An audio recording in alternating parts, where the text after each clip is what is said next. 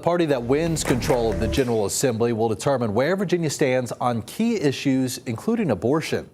Mike Gooding and Dr. Leslie Coggle join us to talk about the topics that are driving voters to the polls. Well, Dan and Nicole, as you know, one of the things that have driven the topics have been all those TV commercials that we've been exposed to in recent weeks. Leslie, we were talking about this before we went on air just a few minutes ago. $174.8 million. That's how much money was spent in the Commonwealth of Virginia on these commercials, according to the Virginia Center for Investigative Journalism at WHRO. When you hear that number, 178.4 million, all-time record in Virginia, what do you make of that? Wow, I think that's a testament to the outside money that's come into Virginia for these races.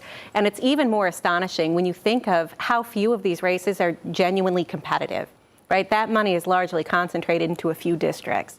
So that is a massive amount of spending to turn out voters. And when we look at some of these commercials, we were talking just a few minutes ago, it whittles the issues down to just a little bare nub of truthfulness. And they're not very detail-oriented, these commercials, but they cost a ton of money. Not at all. And I think one of the things you see in political campaign commercials, in particular the ones that are kind of designed or paid for from outside groups, is they do skew toward the negative, right?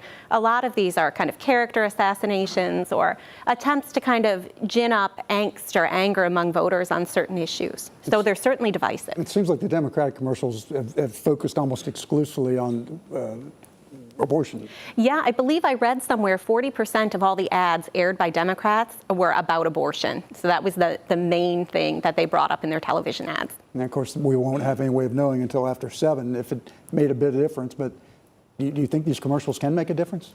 I do, because I think part of what these commercials are aimed at doing is just ginning up turnout and motivating the base. And in kind of elections that people don't know a lot about, these commercials can matter a great deal. Okay, Leslie Coggill from Virginia Wesleyan University will be with us throughout the evening to help analyze everything. For now, let's toss it back to Dan and Nicole. Yeah.